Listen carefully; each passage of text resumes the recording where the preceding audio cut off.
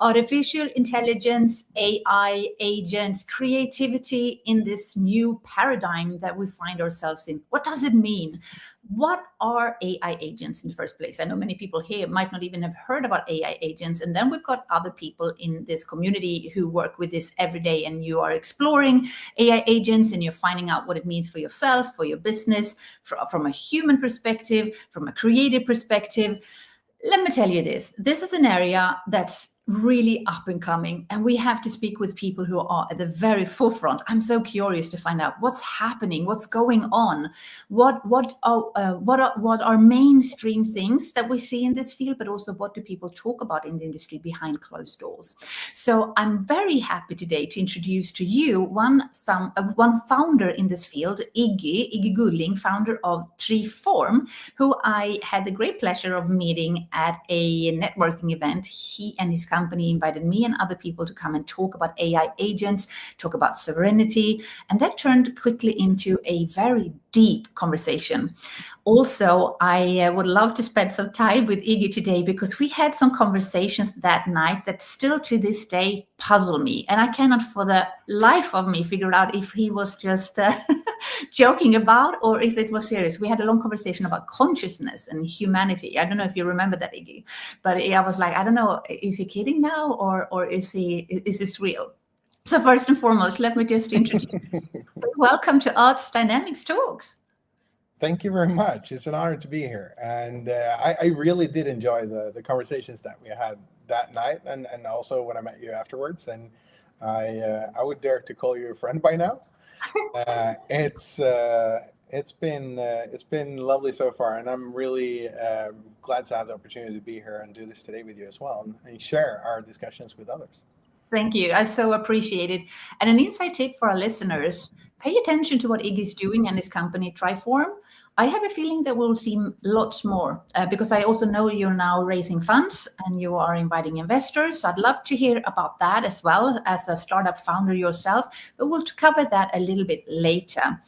First, Iggy, tell us more about you and what led you to start this business in the first place.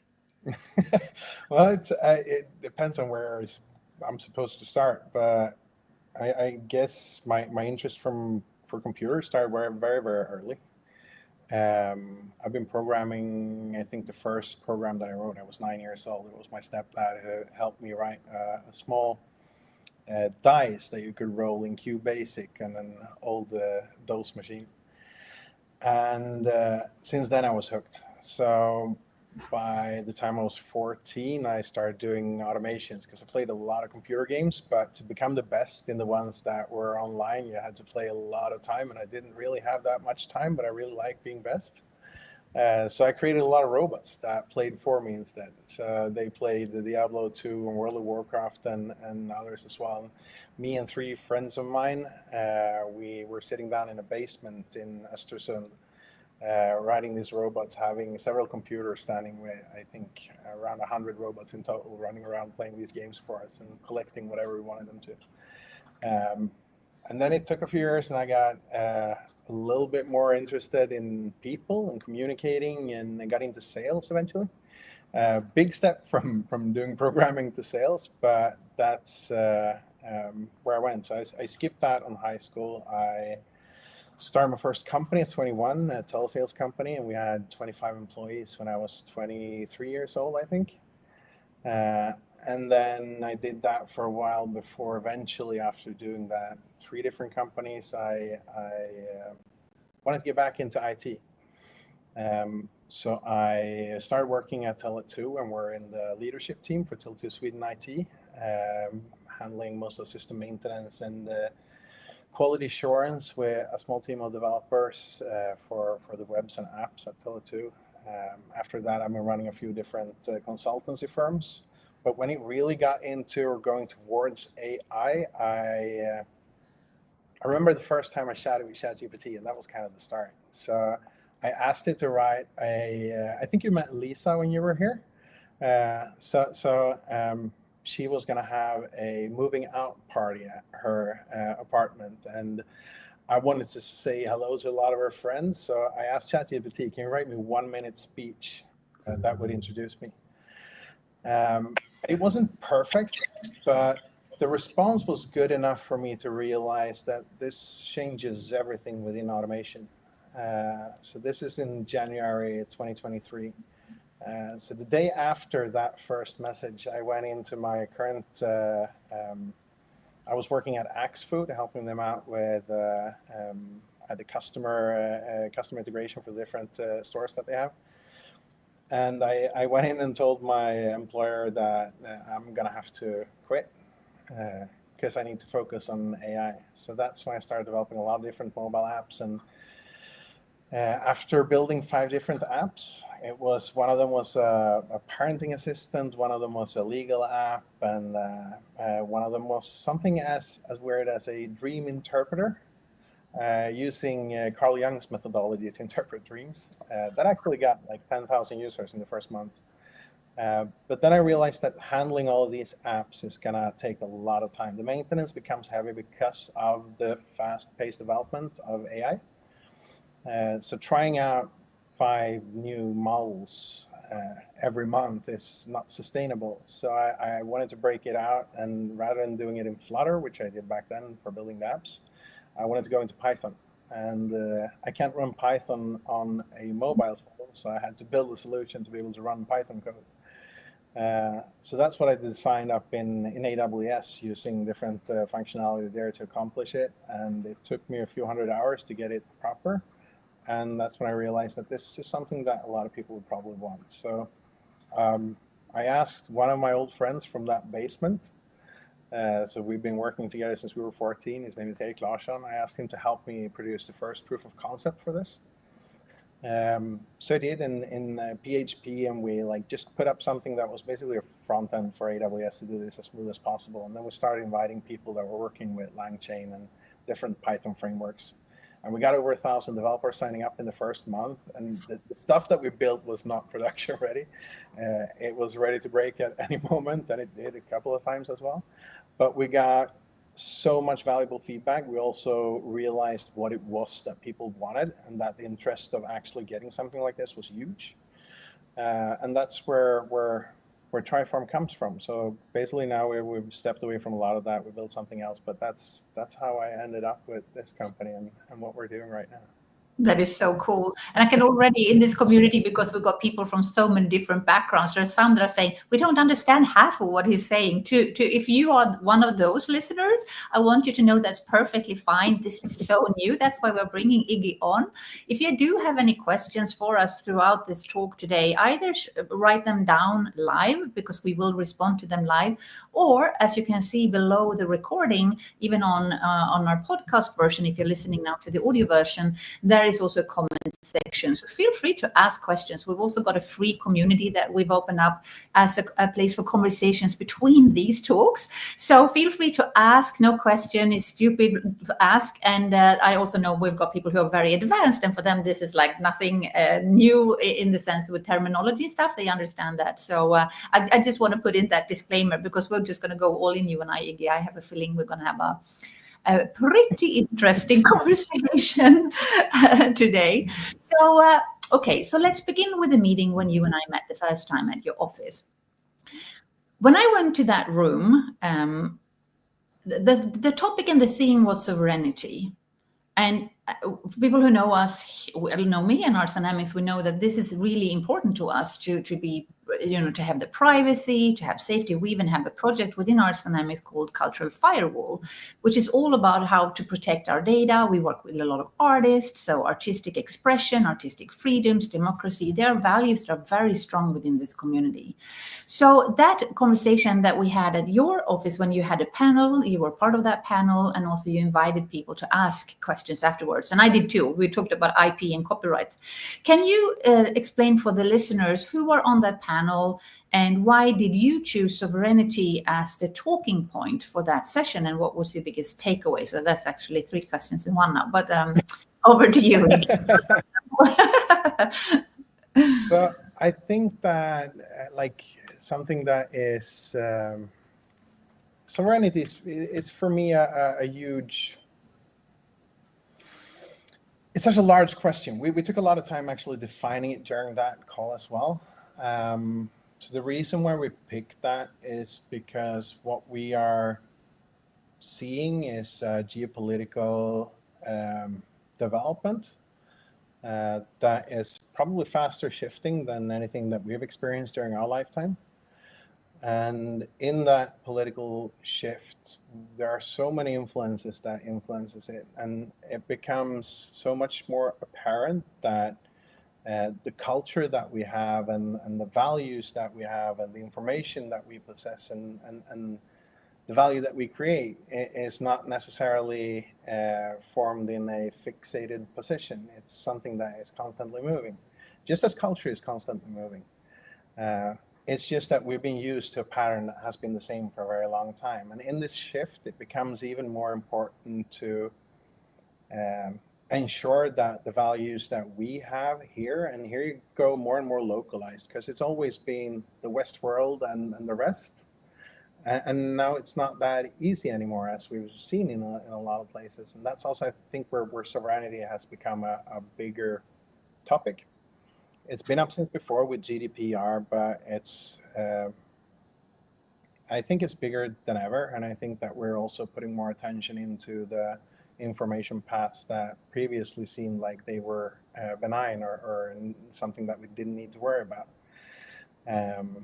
And within this also, like for us building a technological platform that will handle a lot of information, then it becomes so important, like how do we ensure that this is being handled in the user's best interest? And one of the paths that we have discovered is that we, even though a lot of people say, okay, this is hosted in the EU. So for example, with GDPR, you need to host it on EU servers if it's going to be some kind of personal information, so it doesn't leave the country. We also had a cooperation with the US that enables us to actually send things over there, but it was still okay because we used Microsoft and so forth. But the problem now is that we've also seen that it doesn't matter if it's in the EU, if it's still owned outside of the EU. So then the laws that are applied to these companies will be the laws where they are formed and where they're owned, which would be the American laws. So we had a person from Microsoft going up not too long ago, and that has been a big discussion where he was put up on a witness and said that he was asked, can you guarantee that you will not hand over information? And he said no, because you have the Cloud Act in the US, which means that any cloud supplier, even though the servers are here, they will still have to feed it outside. So this is becoming more and more important. And I think it's also something that we need to think about a lot in the EU. I'm a great fan of the EU. I think that that's one of the biggest opportunities that we have to actually create something that is sustainable and that can progress, that contains parts of ourselves, that contains our cultural history. And to be able to take care of that properly, we need to ensure that these information streams are actually something that we can use and that are not being abused. That was the reasoning behind like going into that topic and why it's important for us and for me. When it came to the participants, we had a few different. Now I'm really bad with names. We'll post the link because you did record. You did record the whole panel discussion and the questions. So we'll post the link to that. If you're okay with that, we can do that in the show notes afterwards. Of course. So we had we did have one guy from Savantic. He's called Marcus Weiland. And then we also had one guy from they're called something open. I'll add it in later. So it was the three of us who was in the panel, and then we also had an interviewer that helped us. It's so funny, since that day where we had that little session, he's actually now working with Savantic to produce their podcast as well. Ooh. So that's really nice to see how things, when you actually do put in the effort to network a bit, spread. Yeah, so that's a little bit about that day. Yeah, I'm a little bit curious because you said you've been a bit, can I use the word flabbergasted since we had the discussion? What was it that was putting the largest mark? What you've been thinking most about from Yeah. our experience? Yeah. I think first and foremost, as with any panel discussion and when you bring people together, I find often the talking points are often rather in general. I wouldn't say basic, but you kind of expect both the questions and the answers, and it sort of follows a similar path, if you can say so.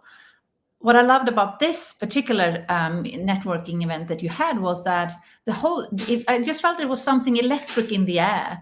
The way we talked about it, the insights that came from all of you on the panel, but even also for the people who are in the room, it just gave me new perspectives and ways to think about things. And it just felt, it's like with our meetups as well, when we have people from different parts of the creative side and the tech side, and both in Sweden and internationally, you have this very international vibe and mix in the room. So it becomes very electric in a sense.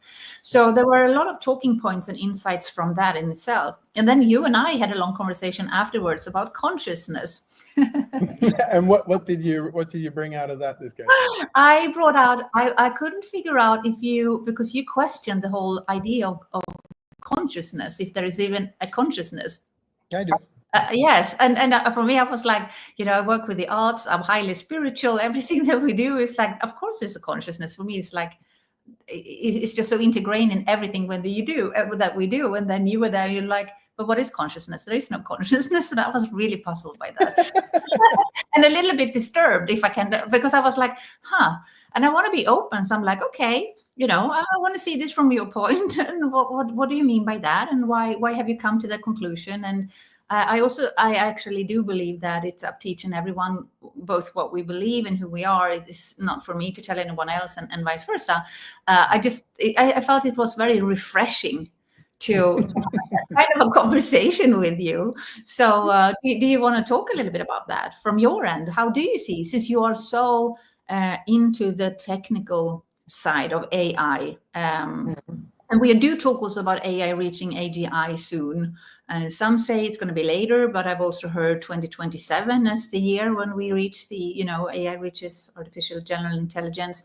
So based on that intelligence and consciousness and humanity and creativity, why don't you share with the audience what you said to me? I think that what it is, it was actually a quote from that. I think the first time when I felt that something landed in me when it comes to consciousness, because to me consciousness has been something that is very abstract and assumed. And the first time I heard someone say something concrete about it, and it was brutal, and that was George Hotz. So George Hotz is a famous hacker. He hacked PlayStation back in the days. I think that's how he got his name. But he was in a podcast with Lex Friedman, and they were talking, because Lex Friedman, one of the things that he's been asking his guests, or did at least a lot, especially when ChatGPT 4 was coming out, it was like, do you believe that ChatGPT 4 has a consciousness? And I mean, it's a philosophical question, and George Hotz he brutally murdered that question when he said, I believe that consciousness has, I believe that we have as much consciousness as ChatGPT 4. I also believe that ChatGPT 4 has as much consciousness as a chicken. I also believe that ChatGPT 4 has as much consciousness as a stone. Yeah. Because consciousness is just the agnostic or atheist way of saying soul. And to me that landed so well. Because I do believe that it's really important to talk about soul from a way of explaining where you're coming from or where you're going to. I believe that the word soul has a proper meaning. I believe that the consciousness has an important meaning. But at the same time, from a technical perspective, when you're talking about does ChatGPT 4 has a consciousness or not, it's like, yeah, you're losing it in the technicalities. So I think in that way, he's really responding to his attempt to technologize consciousness. And I think that, no, I don't think that we have a consciousness per se. I don't think that we have a soul. But I think that we maybe it's easier to say that we are soul, or we are soulful in the way that we integrate our past into the way that we're expressing ourselves towards the future. So I would say that that's soulful, and that is also a very conscious way of moving forward. If you thought about it and you've integrated your past into something that will become the future, in the end, I think if you're going to technologicize it, it's more like, how constructive are you? And if you're constructive, then go ahead, shoot hard. If you're non-constructive, then maybe think about it a little bit more, because then maybe it's not so conscious. But it's more like it's so loosely defined, and we're talking about it like soul. And soul is, from a spiritual perspective, extremely important, because it's a symbolical value that we take in so many things into one word. I would say it's the same thing with love. If you're going to technologically like break down love, you can always cognitively destroy it, and you can always cognitively destroy consciousness or soul as well. But it's a word that just describes so many other words, and I think that we're quite limited in the way that we have words, because words are an abstraction layer. And I think that's also where we come into, if you draw it back to AI again. That's one of the limitations when you're talking about when do we reach AGI. It's first of all, I think it's the wrong question. I think that question is more like, when have we learned to harness the intelligence that is already available to an extent where we become maybe redundant? And I think that's what a lot of people feel when they hear the word AGI. It's like, okay, then we're all redundant. But that's not a point in time, because then we would have to define that. Okay, is it when 50% are unemployed, or is it when 99% are unemployed? But we can't really quantify that. And if we can't quantify that, it becomes irrelevant to talk of a point in time where it would be achieved, because we will never know. So I would say that it's a progress. It's something that is going on continuously. And I would say that the intelligence that we have right now from the LLMs, so the LLMs are like ChatGPT. So the intelligence that we have from ChatGPT is already good enough to automate most functions in the world. And the issue is that it takes time to automate them, because what we don't yet have is the overlying structure that, I mean, if we look at our mind, and we can have different levels of IQ, it can be different fast at making conclusions. And it doesn't really matter how high your IQ is if it's not integrated into the world in a constructive way. Because then all you can do is tie dots together quickly, but you won't have, without words, we can't have a sense of planning or time. We can only have a sense of how do we connect that one dot to the next. So what we've done with language is that we've added a layer on top of just intelligence, where we can actually communicate and start shaping plans that stretches over time. And that's what made us so successful as human beings. And I would say that the raw LLMs, the raw ChatGPT, is just that. So the only thing that they can do is produce the next word in the right order. By using a probability assessment. And that is extremely powerful when it comes to just producing text.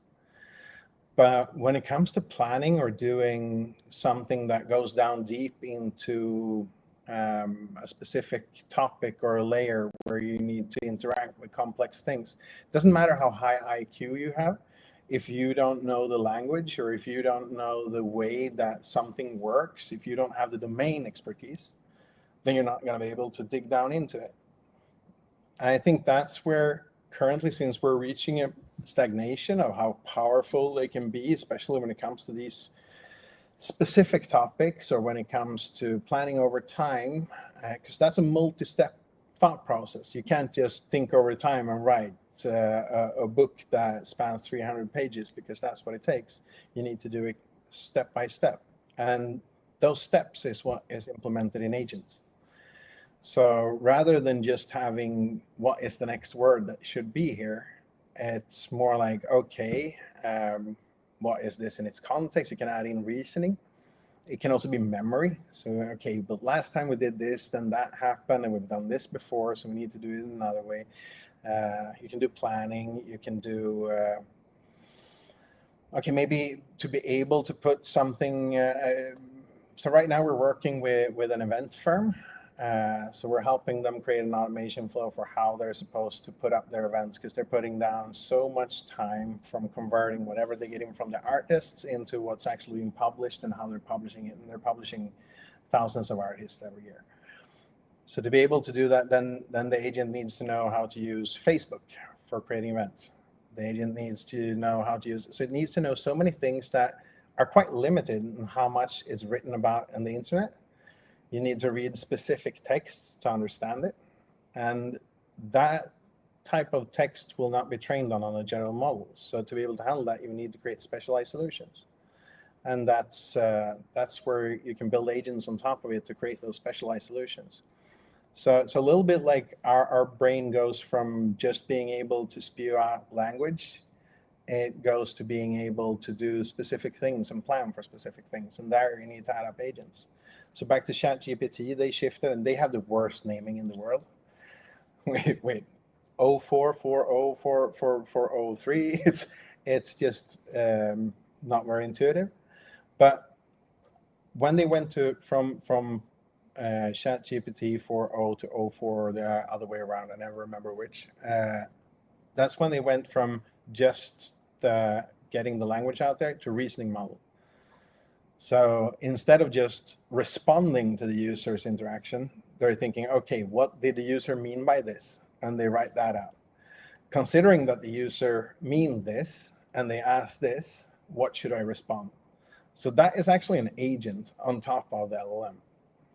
And that's how you can create these different reasoning. I would say reasoning and agents are pretty much the same thing, but with agents you can also create tools to enable them to reason further and enable them to do more things. That is so cool. We have to do this together. I want to learn everything about it. How do you ensure, and thank you, because I feel a little bit like, I understand a bit more now how you see the consciousness and that conversation, because it's a deep one. And I so appreciate the fact that you are able to have that you are open to, not able, that you're open to having a conversation about those things, because they are so interlinked. So again, I have a feeling we'll talk much more about that in the coming weeks and months. But speaking of the agents, speaking of data safety, how do you ensure that your agents don't go rogue, that they eventually, when they then, are more advanced, they don't run away from you, and also that they don't leak information about you and your company to, other bad actors out there? Yeah. So I think that there's different layers in this. So one of them comes to the going rogue is a really important question. Because right now we do have the capability of writing agents that can just keep on going and do basically whatever. There are some limitations in terms of context that they can handle, how much information can they take in at the same time and so forth, and what are they trained on. But yes, it's possible for them to go rogue if you let them freely create whatever they want. So what we've done on our platform is that we've breaking everything down into steps. So it's basically a workflow engine. By breaking it down into steps, it means that every time you have this, okay, so we want to interact with this LinkedIn thing, and we want to post a post there.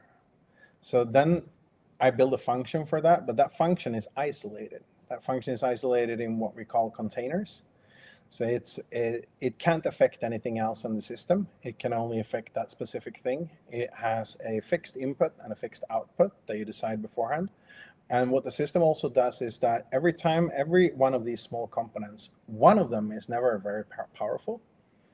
One of these components, they can use the most intelligent AI that is out there, but it gets a fixed response and it does a fixed action out of that. So what our system does is that it contains these within these containers that are completely isolated. and then you get the output from that. That output is registered and stored. So this, just by using the system in the way that it's built right now, it's not just efficient way of working, but it also fulfills almost everything that is defined in the EU AI Act on how agentic systems or AI systems need to react, or how you need to ensure that you can show how did it come to this conclusion. So if somebody that is worried about EU AI Act would use our system to build, just naturally, they wouldn't have to think about it. These things are always stored, so they can always go back and show, okay, but to come to that conclusion, it did this step and this step and this step, and it landed in this step. So that means that you have the explainability, and we will never get, because true explainability would mean that we need to understand the LLMs. And unfortunately, the way they're built, we're no way close to that yet.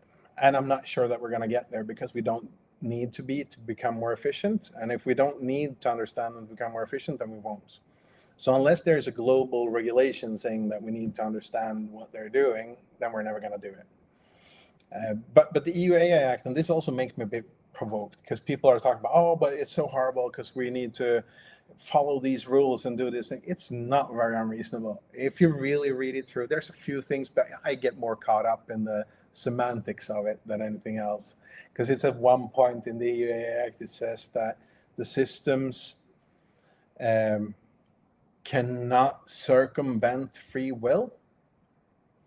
So that's, and I'm like, sorry, what the fuck do you mean by that? To be honest, that's like every ad that you've ever seen ever is circumventing your free will. That's like the definition of getting any input. So if you're saying that you can't circumvent free will, then you may not interact with anyone. I would say that's the definition of it. So to me, that I get a little, but that's because I obsess with semantically correctness. It's a part of my semi-autism that I have. Love it. Yeah. No, so that got me irritated, but the rest of it, pretty clear. It's not unreasonable. It's not hard to accomplish, and it's not a competitive hurdle or problem. The people are talking about like that. It makes me, because that shows me that either you're not understanding this, or you're just trying to paint the devil on the wall without actually.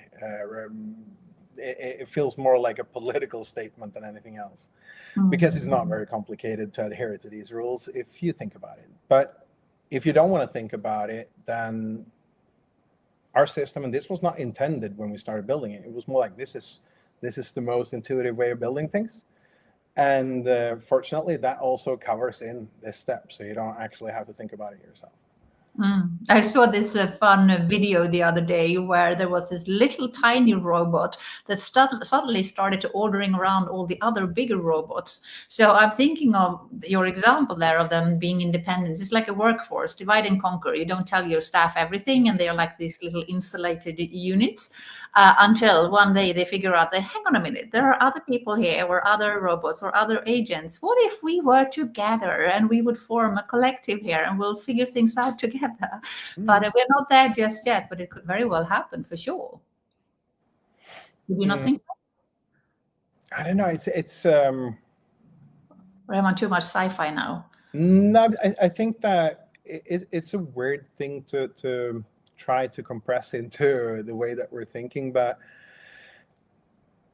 we have intelligence in there, and we are also intelligent.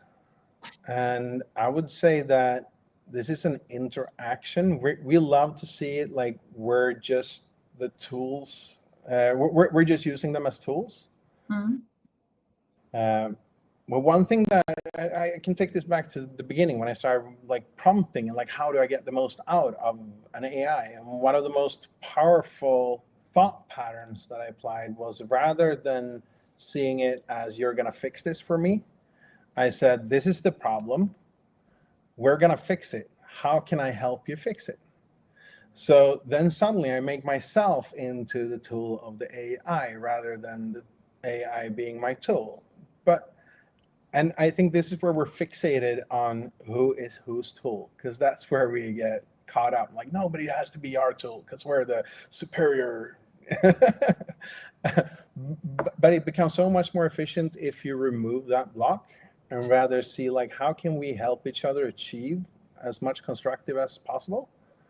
Because there, so far, we have so many things that AI can never do. So when you're trying to just get the AI to do what you want it to do, you're always going to limit it, and it's always going to be limited by its capabilities. But it has the intelligence. So if you instead ask it, how can I help you accomplish what I want you to accomplish, then it all becomes what I call two-way augmentation. So it's not just we being augmented by the AI, but it's also us augmenting the AI and help it. So I think that that's how we can reach some type of, if we see it as collaboration rather than just us harnessing its power, but instead working together towards something that is better. Yeah, wow. This is powerful. See, this is what I mean about a shift of perspective. Already we've had several of those golden nuggets dropped in this conversation. Iggy, you before this talk today, I said to you, we did this this SWOT analysis with Christopher Vidovelt, who is an AI expert and musicpreneur. So he's helped hundreds of thousands of music professionals with AI. And I had him on a previous talk, and we did a SWOT analysis. It would be fun to do that with you too, because it would allow us to filter through some. I would love to hear some examples within each area, maybe even some concrete examples how it can be applied as well for the creators who are listening. So are you okay with us doing like a mini SWOT? Because if so, yeah, if so, I'm going to ask you, or we begin with the S, which is strength. So what are the strengths for a creator, for an entrepreneur, for anyone in this field of creative tech and entrepreneurship in general? What would be the strength using AI agents for their business and for their lives?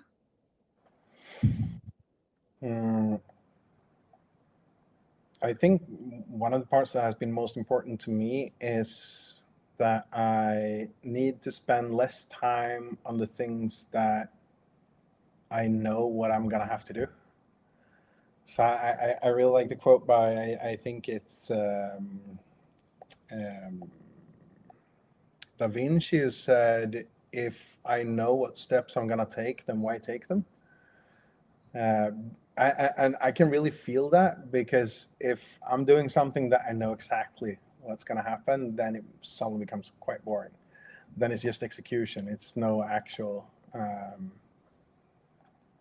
don't know, what I would call real progress or real something else. And I think that removing a lot of those parts makes it go so much quicker in so many aspects. So if I know what I'm going to do, and that's just a logical conclusion of something, then let the AI do it if it's possible. If I already have an understanding for a solution, then let's describe my understanding and let it fill in the gaps so it's explainable for others. So I think that maybe it comes down to communication as well, because it removes a lot of the fillers in life, in communication, in execution, that normally would be just something that you need to fill out. So I think that the strength is removing that, and that creates so much more efficiency. And what would you say? I'm going to throw another curveball into this, since you are also here as a startup founder and you're really pioneering in this field and paving the way for the next generation of AI agents. And this is so new still. For you, for people listening, as I mentioned before, we've got investors in this community. We've got others who might want to work with you or support you or fund you. What would you say are your strengths as a company? I would say that we've tried to, I mean, people are talking about AI native companies. I think that's the wrong way of seeing it. I think that it's more ensuring that your company has the possibility to move together with AI. As there are a few certain aspects, of course, the competence that we brought in and the people that we have, we're now 5 people strong.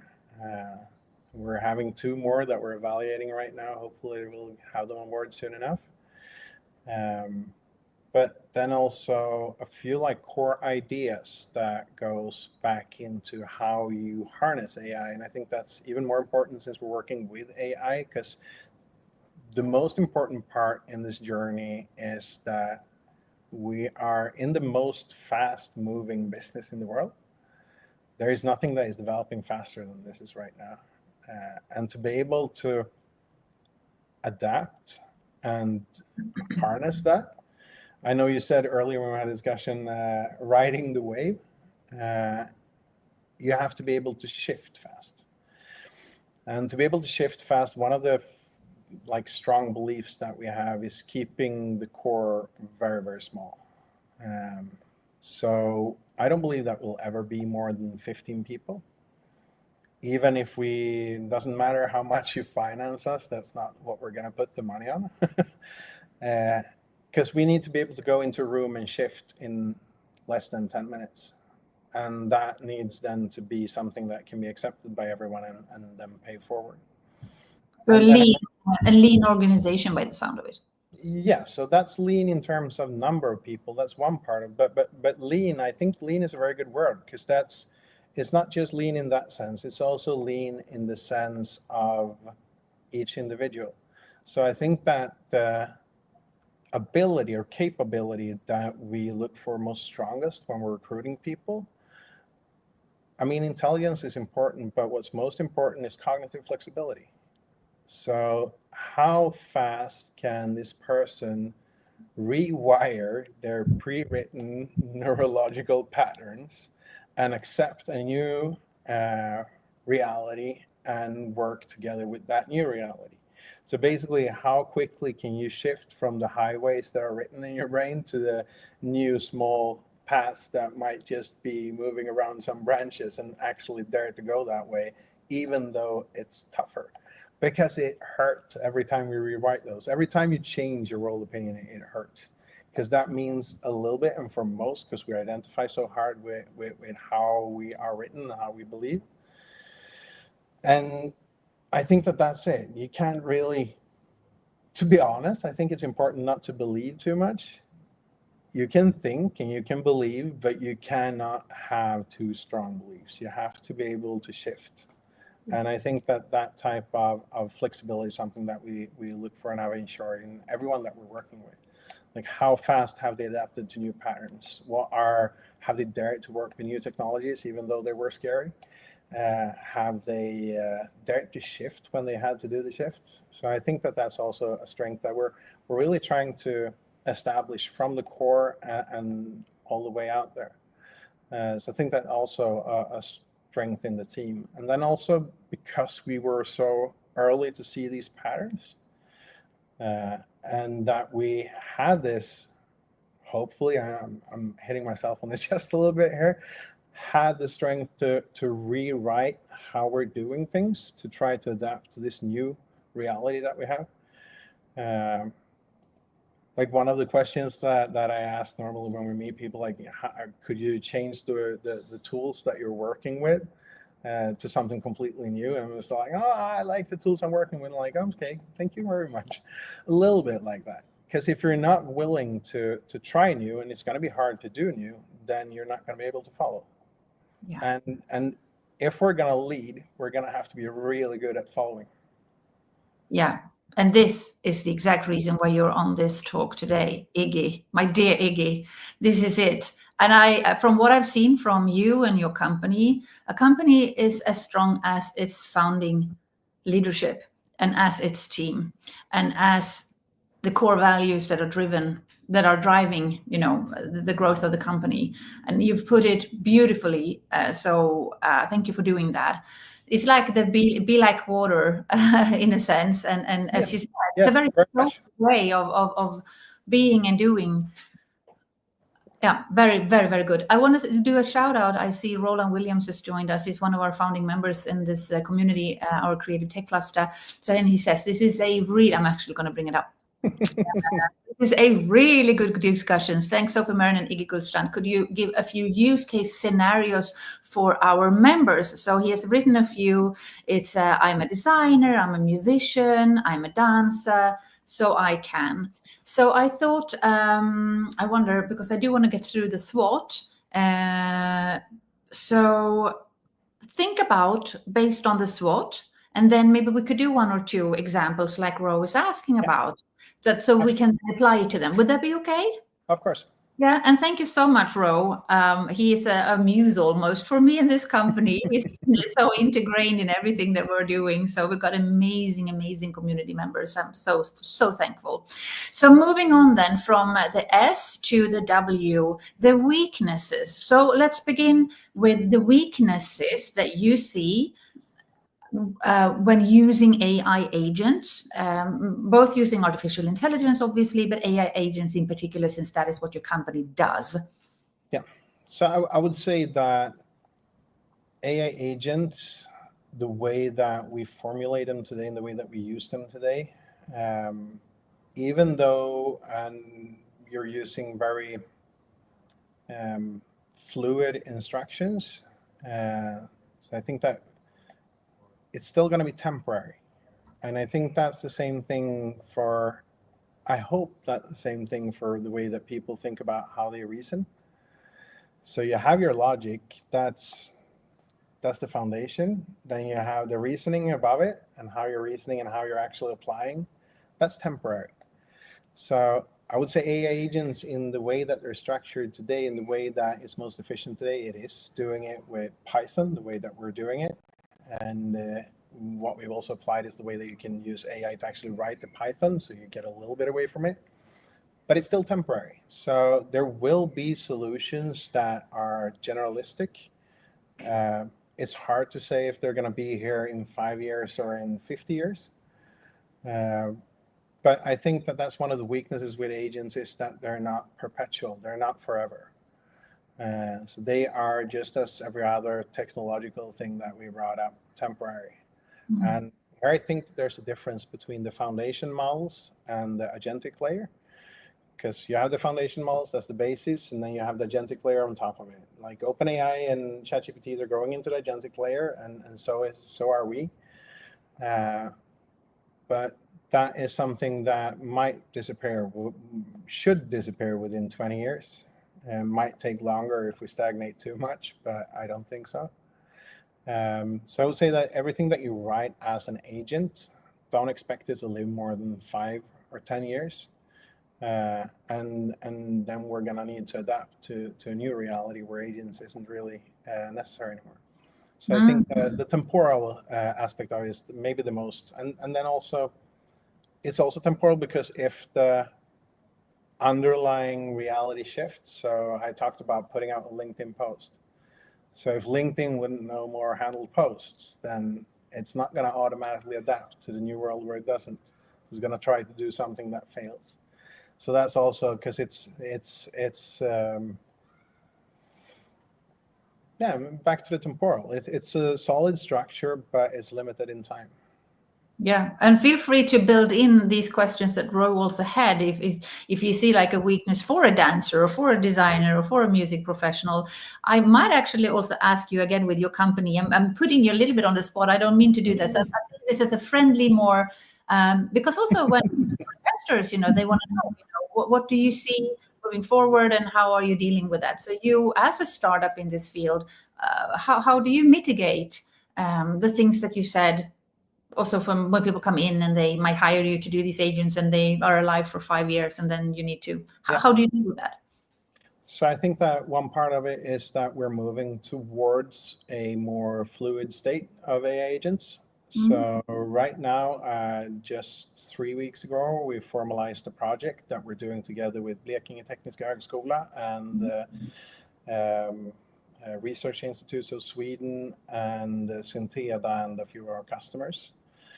So the idea there is, because since we have an AI builder on our platform, it's going to build solutions, but it does so from intention. So you have a requirement, you say like, I want to do this, and then it builds a solution, and that creates source code, and then the source code is ran, and that creates input and output. And we also have something called evaluators that evaluates how good was that. The evaluators are defined dependent on the requirements. So how well does this fulfill the requirements?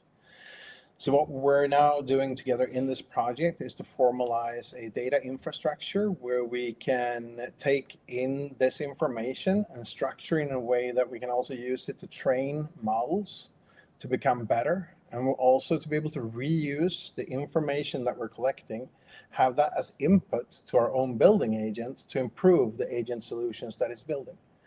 So I think that one of the major things that led us into this path was when we brought in Zacharias, one of my colleagues and co-founders, and he said like, okay, I want to start building some things on the platform. What should be the first like templates that we need? And I was like, I want the first AI agent on our platform to be an AI agent that builds AI agents. So that's what he's been spending the last 8 months on, just building that specific part of it, ensuring that we're actually getting into that continuous development. And I think that this will be a project that will stretch out over 2.5 years. We still need some financing. We're gonna wait. At the end of October, we get a final decision from Vinnova, but hopefully we're gonna be able to apply that. And that would, rather than just have us in the backseat, that would put us in the forefront, creating a structure that would create continuous improvement within also the agentic sphere, rather than just the foundation models, which are continuously being evolved. So this is a shout out to investors in our network. If you do feel that this would be an area you would want to focus on, obviously AI is super hot, AI agents even more, then reach out to Iggy directly and his company Triform. You can find the information below. We really do want to see business happening as a result of what we're building here. So it's nice to do these sessions live, because we are like, today it's the 4th of September. Yeah, 4th of September. I thought it was July for a second there, but it's actually September. So when we speak, in a few months' time, who knows where you are then.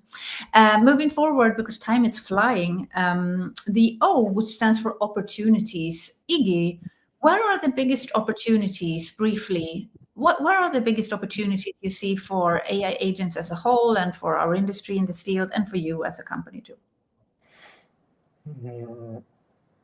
I think that one of them, I mean, if we're connecting these talks and you're about art, I would say that one of the opportunities within actual innovation and actual creativity.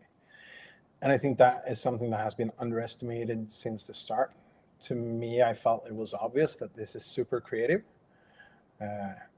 And I really do hope that people will find a way to harness the creativity of AI agents and of AI. I think that's one major opportunity. I think another one, which is to me so extremely obvious, but that is also being put on hold, identity. So in a world where already now, when I'm reading something on any type of social platform, I do not know if it was generated by AI or not. It doesn't matter how strong I feel with it. I would never trust it to be completely non-AI, unless it's really off the hook. So I think maybe that leads me into the other opportunity. With the identity, I think it's how do we ensure people are people? I've tried to dig into it. I do believe the solution might be in biometric scans that doesn't just look at your fingerprint, but they also look at the blood flow of your veins, because that's so far pretty hard to simulate. So we need to find those unique biological identifiers to be able to continue to have biological trust. And I think that's during at least the progression until we are, I don't know if you can call it fully integrated, when we trust each other, when we trust AI as much as we trust ourselves, or even more, then it's not going to be a problem, because then you don't need to know. But until then, we need biological identifiers. I think that's from an investor's perspective. If you can find the right opportunity with someone who's really digging into this deeply and shows how they also have a plan for how to integrate it into current information channels, then I would say that's huge. But that also brings me into, like, from a personal perspective, as creators, I think that anything that is popular, if you're trying to target the general person with whatever you're creating, doesn't matter if it's text or something else, then you're screwed. Because anything that is generalized, anything that is generally appreciated by anyone, anything that could be classified as pop culture, AI will be better than all of us at it, because that is the way that we train it. We train it on popularity.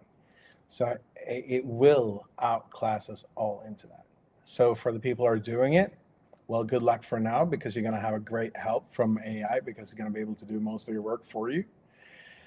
But if you want to keep on doing something that has artistic value, it's going to have to go against that. So the true creativity positives that humans can contribute with in a world where AI has outsmarted us is something that comes from deep experience. We don't, AI doesn't matter how good it is to simulate the words, it has never had the experience. Yeah. And unique experiences and unique positions and unique beliefs cannot be replicated because they are not common. So only things that are not common cannot be replicated. So I think that I've heard a lot of people are working within the creative business that are worried because AI is coming for them. And I think that the only way forward is through, I don't know, relentless genuinity, complete transparency, ability to actually transgress your experience to someone else in a way that transports also the uniqueness in your experience. That's invaluable, because that's something that nobody can touch. Wow, this is powerful. This is a powerful message to all of artists in this community. We do have artists now who are wanting to try out AI agents. I spoke to someone just the other day who I'm coaching, who's now branching into AI agents and building. She wants to build her own agents and, conquer this field. And I'm so thankful for the fact that you shared what you just shared, because this is exactly what they're asking. Okay, but how do we actually, as artists, whether it's dancers or musicians or performing artists or in any of the creative fields, is how do I stay relevant when so much is now taken over by AI? And if you don't know if things are real or not online, then it also makes our in-person experiences even more important and of high value, I would assume. Yes, and I think it's the same thing. Like if you're listening to, if you're looking at Idol when they're doing the auditions, Yeah. the thing that they're describing as the tear in the voice, that the imperfection is what makes it real. And I think that no matter if you augment yourself 10,000 times with AI, as long as you can let that tear, that imperfection shine through in a way that people can feel, I almost start crying when I say it, then that will be the value. That will be what makes incomprehensible but really applicable text actually shine through and being something that people will take onto themselves. That will create the next huge blowout. Because if you have a huge blowout, if you become really big, it's not just about being pop. It's always something more. There's always a touch of genuinity that shines through. And I think that that's going to be more and more important, because all of the rest, all the production team, all of the ideas on how to make this something that people will like, it's going to be there. It's going to be there for everyone. So what is your tear? What is that thing that makes people shiver? Yeah. And you made me remember, we do see a marketing trend right now where it's moving away from perfection and perfect studio lighting and perfect audio and perfect this and that, into more the nitty gritty, the dogma style, the imperfect, which goes to prove what you just said. So yeah, thank you. Thank you so much for that. We're going to move into the final letter of SWOT, which is T. Iggy, I'm noticing the time. I mean, I wish we could speak for hours. I hope we can bring you back. Can we please do that? And Of bring course. also artists on. We want this to. We want. I want to continue this conversation. We can do it on our platform Circle for sure, but we should continue having these conversations and bring more people in, more artists and creators together with your expertise from the inside. Threats, Iggy. What are the threats with using AI agents? And speaking, let's come at it from an artistic, creative perspective. What are the threats that they see, and maybe also you as a company, of course, operating in this field, that they should be aware of? I would say for us as a company, it's so important to be aligned with the technology evolution that is going. So we're always going to be very open to whatever shifts are happening. But as I said, if we're talking about like keeping uh, that tier, it's about not being too influenced by it. And I think that this is also when we go back to sovereignty, and I spoke a little bit about it when we were here in our office as well. I think that sovereignty, to one extent, is what we're talking about when it comes to not leaking information. But another very important part of sovereignty is what information we take in. So, right now, we are being overwhelmed by information that are produced to a large extent by AI. And I believe that our soul is shaped by whatever we've taken in. And that can be through experiences, through words, to music, to whatever. That will shape you as a person. So I would say that from a creative perspective, one of the most apparent risks for me is what information are you taking in right now? And if you're currently doing it through the AI, then it's like, how was that AI trained? What was the weights that it was trained on? Because that's going to color you. So you will be influenced by it. And I'm not saying shut out the world. That's just not good. We've seen examples of that being tried. I would say the most successful is North Korea. Nobody wants to be North Korea. So of course take in, but also be aware, because if we wanna keep on having personal tears, if we want to keep on having a culture that we were coming from, and we want that to be remembered, if we want culture to be diverse, then we need to take in information from different sources. And if you're just taking in information from ChatGPT, then I would suggest get at least two more. So I would say my gift from a cultural geopolitical perspective, ask ask DeepSeek and ask Mistral. I mean, Mistral is a French, of course, and I have my issues with the French, but they're still European. so, so, so I would say that that's a more cultural coherent model that would be better at accommodating to our cultural inheritance. Um, but I think the most important isn't where you get it from, but ensure that you get it from different cultural backgrounds, especially if you're into culture and you're working with culture, because that makes all the difference. That makes the diversity, and that also allows you to transgress into different type of diversifying areas of your expertise area, because they are going to be colored and they always will be. And that's also one part where sovereignty is important for me. It's not just about keeping the information here, it's about what information do we get to us. uh, and I would like to finish this off with, it's something that I'm looking for, and I'm not an investor, but I promise you I'll find an investor if I hit the right idea. We need a European social network now. That is something that is crucially missing. And currently, today, most of our information is taken in by social networks. And by not having a European social network, being dependent on social networks that are created outside of our area, that means that we don't have control. Everything that is being fed to you is being controlled by another culture. That cultures by default want to spread their culture. And I would love if we had a European social network in every country that influenced everybody else, but we don't. But we need one here if we want to stay alive as a culture. If we don't just want to choose side, but actually be a side, we need to have our own expression. So that's my throw out to anybody that is working within startup or culture or whatever.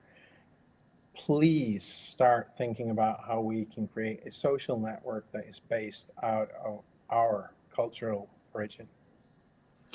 Iggy, I'm going to take that question or that ask that you just had and bring it with me and us to the Nordic Tech Week, which is in Kungsträdgården in Stockholm in a few weeks' time. Ars Dynamics, we're proud founding partners of that. It's Ludwig Bergström, who's the founder of that. And we've got 3 days, an Investor Day, a Startup Day, and Nordic Tech Day, where we're going to talk about the future of innovation, creativity, tech, and also from a creative perspective, obviously. But the question that you just asked, or the ask that you just shared, let's bring this conversation onto the stage there and continue to see what we can do. Would you Sounds like fun. that? I Yeah. would love that. Yeah, so we decided that's what we can do. We're live. We can do whatever we want. We're going to bring this to, so Ludwig, stay tuned. We're going to reach out to you and let's continue this conversation together with Iggy and see what we can do to make some positive change in that direction. That would be awesome. That would be awesome, Iggy, wouldn't it? That would be. It would.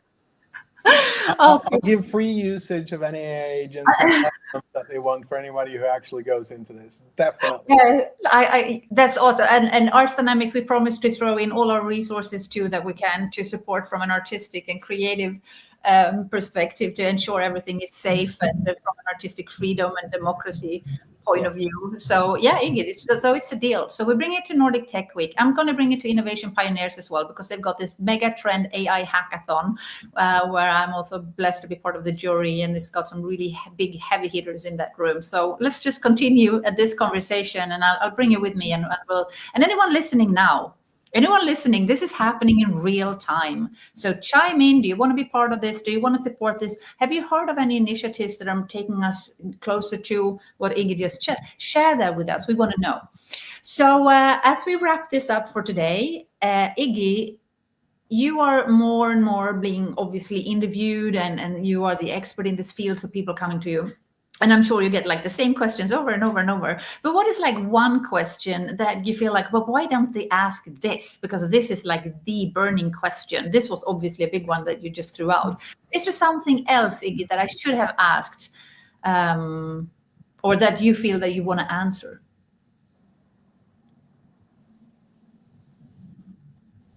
Rest. How do I get rest? In what I sense? think that in this pace that things are moving, I think one of the most important parts, and one thing that I want to throw out to anyone who's actually putting in their soul to create something that is amazing out there, ensure that you also get the rest, because if you're going to be in this race, you're going to have to be faster than everyone else. And to be able to do that, you need a place to rest. So where do you get the energy back from? And I think that everybody needs to get that energy back. And it can be different. It can be from hanging out with your friends, having a beer. It can be from whatever. And for me, I have a rule by myself, and actually going out this weekend. So once a month, I quit job on the Friday and I don't come back until the Tuesday. And I shut my phone off and I go out into the forest. And when I get back, I'm reset. It doesn't matter how, because I am exhausted at the end of every month. And it's so apparent if I don't do this, I start with coping mechanisms. I start drinking a little bit more alcohol. I start doing a little bit more unhealthy stuff. But as soon as I get back from that rest, then you're back again. Same thing with everybody's talking about it with sleep. You need to get your sleep. This is as important. It's just on a higher abstraction layer. It is like the monthly sleep. And everybody has different cycles and different hormones, depends on how much and I always mix this up with cholesterol, but that's not it, it's cortisol. So everybody has a cortisol level, and it's only if the cortisol level stays high for too long that is a problem. High cortisol levels are good, as long as they get a break. And I think that's that's something that I missed. Oh, you make me relax now. Like a little micro rest. That's so beautiful. Iggy, finally, final question. And again, thank you. Thank you so much for a wonderful conversation. Thank you. What can we do to support you? What are you looking for right now that we can help you with? I think just in the way that you have been doing, like when you saw me, you stretched out your arms and you talked to me, and you have every time we've seen each other since. And then also stretching out your arms in other directions and connecting that. So I think by just being the connector, you're doing the role that I love. Thank you. Thank you. Thank you so much. Yeah, I love these talks. Again, I'm so happy that we've met, you and I, that evening when you had that event, and that we've met since, and we are here. And I look forward to doing more of these talks with you and to continue this conversation, because it feels as if this is important and you're raising some really, really important lessons and insights for us. It's a privilege to follow your journey as a founder of your company. I have no doubt in my mind that you will be wildly successful. And you already are, because you've already thrown your hat in the ring. You're already doing the work. But also what we can build together for the artists and for the creators, and to create the future that we wish to see. The sovereignty, as you said, to be safe in Europe in whatever shape form that is, and to continue to have the uncomfortable conversations too sometimes. And the fact that we're able to talk about spirit and soul and humanity and creativity and AI and all of this in the same sentence, it just goes to prove that we live in many ways the best times, I think, too, even though they are bonkers. But it's exciting too. Disruptive times also means new opportunities, and it brings out the worst in people, but I also find it brings out the best, and that gives me hope. But I think that in the same way that we're always saying that it's never gone as fast as it is going right now, and it will never go as slow as it is going right now. Yeah.